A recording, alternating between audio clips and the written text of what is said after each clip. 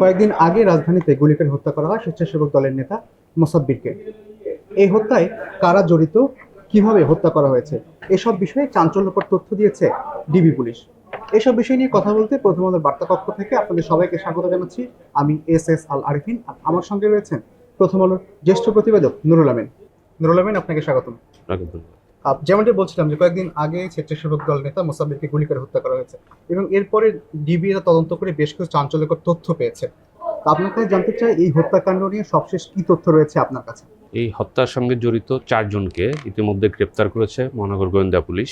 এর ভিতরে একজন শুটার আছে, যিনি জিন্নাত, সরাসরি গুলিতে জড়িত, এবং আরেকজন শুটারের নাম পেয়েছে তারা আব্দুর রহিম।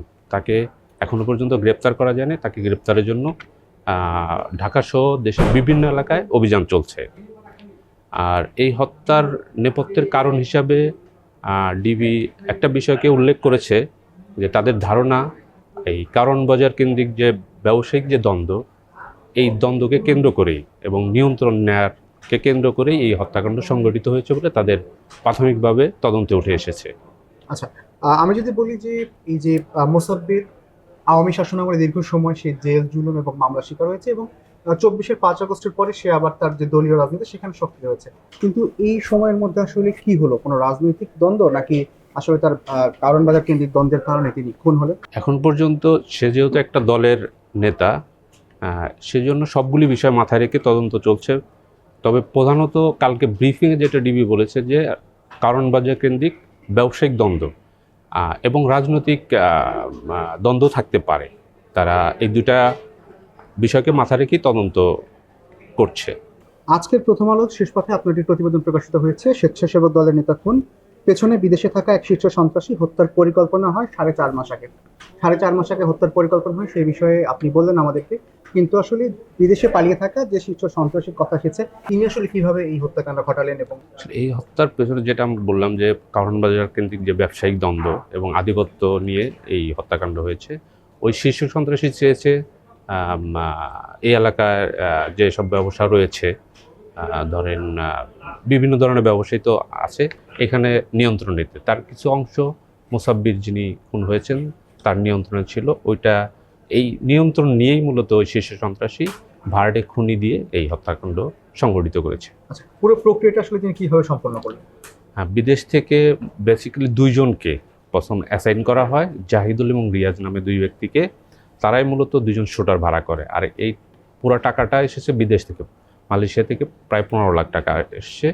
এবং খুনিদের জিন্নাত যে গ্রেপ্তার হয়েছে তাকে 3 থেকে 5 লাখ টাকা দেওয়ার কথা ছিল এবং একটা মোটরসাইকেল দেওয়ার কথা ছিল। এবং আরেকজন শুটার রয়েছে, তাকেও এরকম টাকা দেওয়ার কথা ছিল। এবং যারা এই নির্দেশনা বাস্তবায়ন করবেন, যে জাহিদুল, তাকে 10 থেকে 12 লাখ টাকার একটা ইয়া ছিল। এবং পরবর্তীতে যে মামলা হবে, এই মামলার যাবতীয় খরচ ওই সন্ত্রাসী বহন করবে, বিদেশে থাকা যে সন্ত্রাসী। হত্যাকাণ্ড এবং হত্যাকাণ্ডের পরবর্তীতে মামলা সব মিলিয়ে একটা বলা যায় প্যাকেজের মতো একটা 15 লাখ টাকার একটা প্যাকেজ করে আসলে তাকে হত্যা করা হয়েছে। তো এই যে নির্বাচন তফসিল ঘোষণার পর থেকে বেশ কয়েকটি এমন হত্যাকাণ্ডের ঘটনা ঘটে গেল এবং এই ঘটনাগুলোর পরে কিন্তু দেশের মানুষ একরকমের আতঙ্কিত। কিন্তু নির্বাচনে যারা প্রার্থী হয়েছেন এবং তাদের যারা সমর্থক রয়েছেন, তারা কি একরকম নিরাপত্তাহীনতায় ভুগছেন কিনা?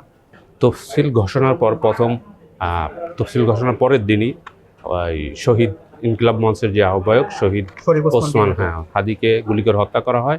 ওই হত্যার পরেই ঢাকাতে আরও বেশ কয়েকটি, ঢাকা এবং চট্টগ্রাম এবং দেশের বিভিন্ন স্থানে বেশ কয়েকটা হত্যার ঘটনা ঘটেছে নির্বাচন কেন্দ্রিক, যে কারণে প্রার্থীদের ভিতরে এক ধরনের সংশয় রয়েছে, শঙ্কা রয়েছে নিরাপত্তা নিয়ে। এবং তাদের সমর্থকদের ভিতরে রয়েছে। ইতিমধ্যে বেশ কয়েকজন প্রার্থী তাদের নিরাপত্তা চেয়ে স্বরাষ্ট্র মন্ত্রণালয়ে আবেদন করেছেন এবং তারা গানম্যানও পেয়েছে।